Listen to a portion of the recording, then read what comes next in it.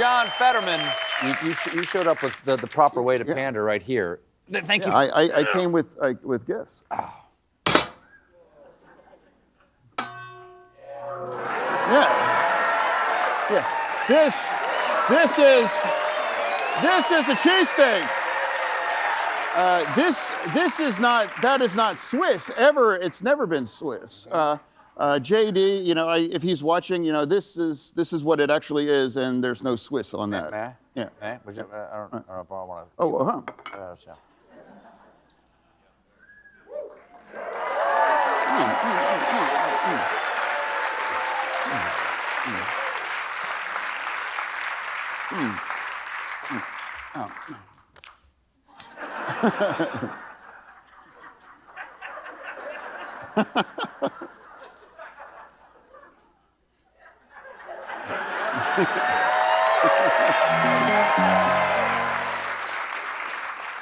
You know the importance of voter turnout better than almost anybody out there. When you ran for mayor, you won your mayoral primary in 2005, which is right before I spoke to you the first time.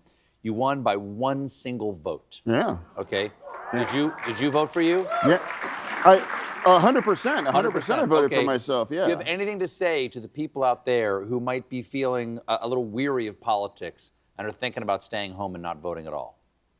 Oh, quite literally. I wouldn't have the honor of sitting in this chair next to you if one single person stayed home that day in May of 2005, and I won by one literal vote.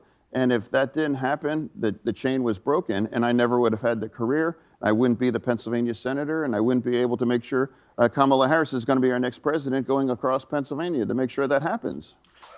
Is there early voting in Pennsylvania? Do you know, Senator, does Pennsylvania have early voting? Yes, they do, absolutely. In fact, when I was lieutenant governor, Governor Wolf put that in, and it made it possible to really do that during the pandemic as well, too. People can't forget that, too.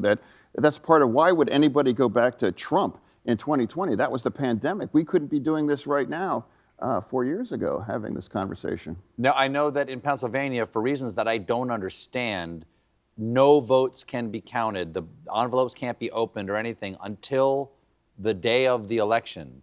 And there's hundreds of thousands of of mail-in votes. And the Republicans in the state refused to allow to change that law so you could give people plenty of time to count. They wanted to have only that one day kinds of thing. And in 2020, Trump exploited that.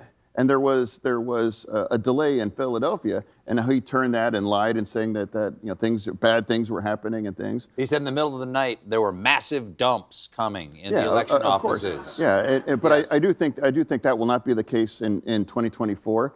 And you don't think he'll try to do that, or you don't think it'll take as long this time? I do not believe there'll be that kind of a delay that they had out of Philadelphia in 2020, and that he really exploited that to make it seem like people where something was going on. I do believe it's going to be much more efficient. We don't have a pandemic to contend with, and everyone now is expecting to have him try. But I do believe that it's going to be, well, it always was secure, but it's going to be much more efficient and much more crisp. So there won't be that kind of a delay that he can't exploit. Well, Senator, thank you so much. It's always good to talk to you. Senator John Fetterman, everybody. Cheers. We'll be right back with director Alfonso Cuarón.